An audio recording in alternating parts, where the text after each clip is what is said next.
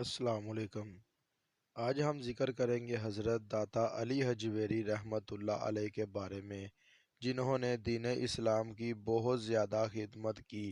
ایک دن آپ کو آپ کے مرشد ابو الفیصل کا حکم ہوا کہ آپ لاہور چلے جائیں۔ آپ نے بہت عاجزی اور انکساری کے ساتھ عرض کی کہ اے حضور، وہاں تو میرے پیر بھائی آپ کے مرید حضرت شاہ حسین زنجانی پہلے سے ہی موجود ہیں۔ ان کی موجودگی میں میری وہاں کیا ضرورت ہے اور میرے جانے سے لوگوں کا کیا فائدہ ہوگا؟ اس کے جواب میں آپ کے مرشد نے فرمایا کہ اے علی، تمہارے لیے بہتر یہی ہے تم دین اسلام کی تبلیغ کا فریضہ سر انجام دینے کے لیے لاہور چلے جاؤ۔ داتا علی حجویری رحمۃ اللہ علیہ اپنے مرشد کا حکم سنتے ہی غزنی چلے گئے اور لاہور جانے کے لیے تیاری شروع کر دی۔ غزنی سے لاہور تک کا سفر بہت مشکل تھا، اس زمانے میں جب کوئی سفر کی سہولت میسر نہیں تھی۔ غزنی سے لاہور تک کے سفر میں شمالی سرحدی کا علاقہ آتا ہے۔ بغیر ساز و سامان اپنے دو ساتھیوں کے ساتھ سفر کے لیے روانہ ہوئے، اس ملک کی طرف جس کی تہذیب، زبان اور معاشی حالات سے بالکل واقف نہ تھے۔ آپ کو راستے کا بھی اس وقت علم نہیں تھا بالکل علم نہیں تھا، لیکن اپنے مقصد کو پیش نظر رکھتے ہوئے آپ شیخ احمد حماد اور شیخ ابو سعید حجویری کے ہمراہ اس اجنبی ملک کی طرف روانہ ہوئے۔ راستہ دشوار گزار اور پہاڑوں پر مشتمل تھا۔ یہ تینوں برگزیدہ بندے انتہائی مشقت اٹھاتے ہوئے پہاڑی راستے کو عبور کرتے ہوئے پشاور پہنچے اور پھر دریاؤں کو عبور کرتے ہوئے لاہور پہنچے۔ حضرت علی حجویری رحمۃ اللہ علیہ جب لاہور تشریف لائے تو آبادی بہت ہی کم تھی۔ اونچی اونچی عمارتیں نہیں تھیں بلکہ سیدھے سیدھے گھر تھے۔ جہاں سے آپ تشریف لائے تھے وہاں سے بالکل مختلف سیاسی حالات اور مذہبی حالات سے آپ کو سامنا کرنا پڑا۔ آپ کی تشریف آوری کے وقت لاہور کا نام لیا ہور تھا۔ زمانہ قدیم میں پنجاب کی سرزمین حملہ آوروں کا نشانہ بنتی رہی۔ اس وقت لاہور کو سرزمین پنجاب کی ریاست بھی کہا جاتا تھا، اس لیے کئی بار یہ شہر برباد اور آباد ہوتا رہتا تھا۔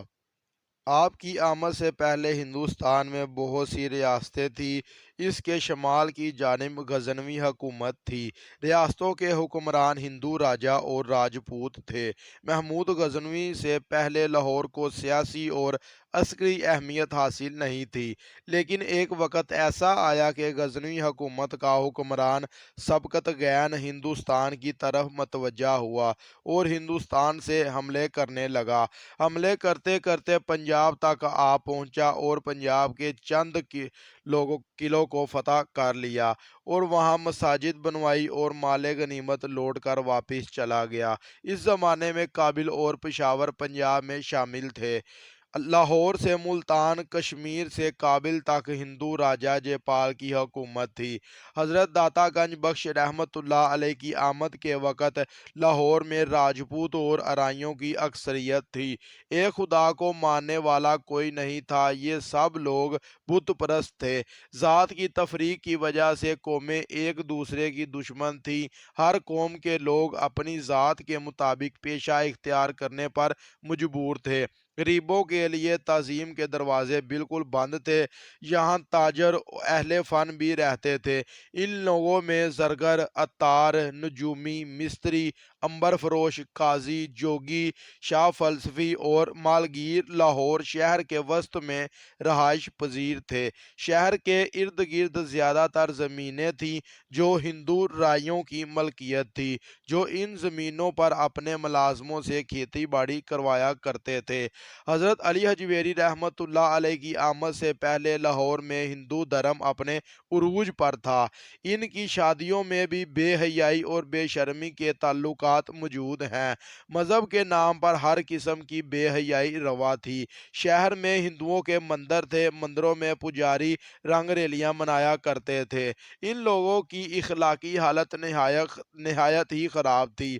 शराब, ज़िना, जुआ, इनमें तमाम बुराइयां आम थी। हज़रत अली हजवेरी रहमतुल्लाह अलैह की लाहौर आमद से पहले ही इस्लाम की रोशनी फैलना शुरू हो गई।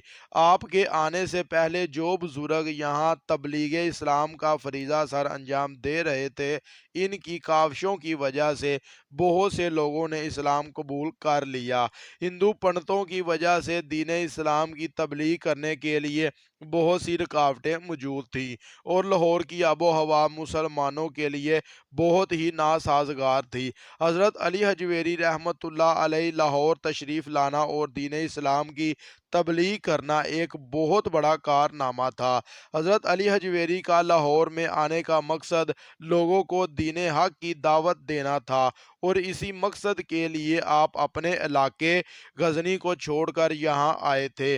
आपने तबलीग का आगाज़ फरमाया तो जो भी आपके पास आता आप इसको इस्लाम की दावत देते, इसे दीन इस्लाम के अकायद से आगाह करते रहते और इनके लिए बारगाह खुदावंदी में दुआ फरमाते कि ए मेरे प्यारे परवरदिगार, इनको इस्लाम की सआदत नसीब फरमा। लोग आपके पास आते और अल्लाह के इस वली की दुआएं भी साथ ले जाते। आपकी दुआओं से कई मरीजों को शिफा नसीब हो जाती, तंग दस्ती खुशहाली में बदल जाती। सबसे पहले जिसने आपके हाथ पर इस्लाम कबूल किया वो कोई आम आदमी नहीं था बल्कि हिंदुओं का एक सियासी और अकलीती रहनुमा था। जी, ये थी हमारी आज की वीडियो। अच्छी लगे लाइक और कमेंट ज़रूर करें।